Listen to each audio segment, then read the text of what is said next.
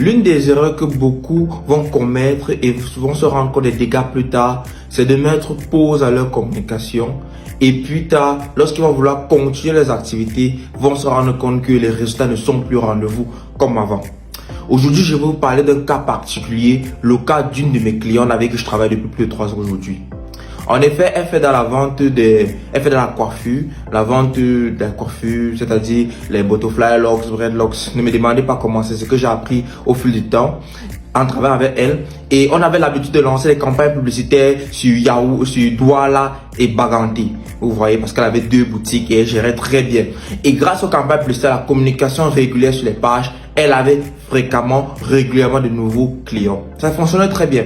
Sauf qu'à un certain moment, elle a dû partir en cycle doctorat et du coup elle n'avait beaucoup de temps à se consacrer ni à suivre ces différentes boutiques. Du coup elle a dû mettre pause pour se focaliser sur son doctorat. Maintenant elle est revenue, ça fait à peine 2 mois. Elle m'a dit qu'on doit un peu relancer les activités et qu'on devait un peu mettre beaucoup d'accent sur les campagnes publicitaires.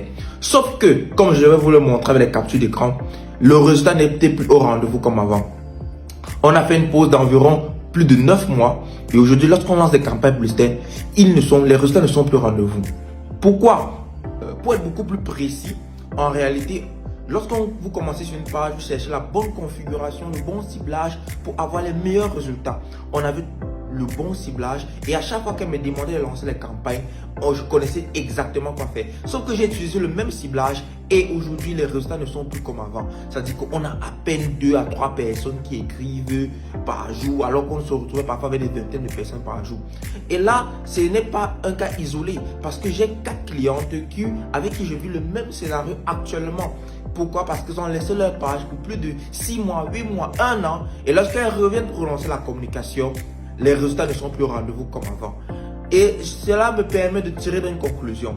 Lorsque vous communiquez régulièrement sur Facebook, Facebook vous propulse. L'algorithme de Facebook vous donne plus de visibilité, vous permet d'être plus connu et vous facilite la tâche. Mais dès lors que vous mettez un pause, vous perdez toute cette crédibilité-là. Et aujourd'hui, on est obligé de repartir sur un travail de fond parce qu'on n'est plus mis en avant par l'algorithme Facebook.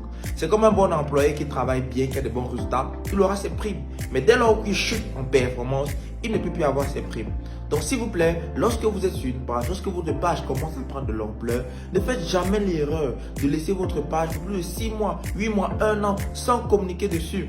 Faites l'effort, même si vous êtes occupé, de pour régulièrement avoir du contenu sur votre page. C'est très important.